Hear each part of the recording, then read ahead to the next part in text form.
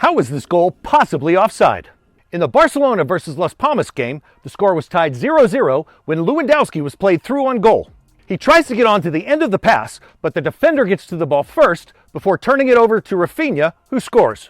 Now, if we look at this screenshot, you would think that it was impossible for this goal to be ruled offside, as Lewandowski is clearly in an onside position. But if we look at the play closer, we can see that Rafinha was in an offside position from the original pass. And Lewandowski never actually gets on to the end of the pass. It's only the defender that actually touches the ball.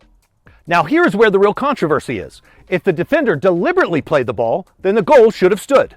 But if he did not deliberately play the ball, Rafinha would have still been judged to be offside from the original pass, and it would have been correct that the goal be ruled out. If we look at what is considered deliberate play in the laws of the game, one consideration is if a player has control of the ball with a possibility of gaining possession or clearing the ball. Meaning that a player does not have to be in possession of the ball for it to be considered a deliberate play. And if we look down a little further, we see that if the attempt to gain possession or clear the ball was unsuccessful, that doesn't mean that the player didn't deliberately play the ball. Here are all the criteria that make up a deliberate play. Now, I don't want to go through each one, but you can make a case that they all apply except for maybe number 2. Now, this is a very hard call to make, and I'm not even sure I'm right on this one, but I would lean towards allowing this goal. I think there is more of a case that there is a deliberate play by the defender here than not, so I would let this goal stand.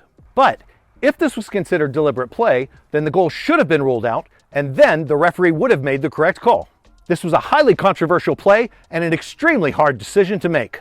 Regardless of what you think of this call, though, I think we definitely need less subjective rules around what is deliberate play and what is not.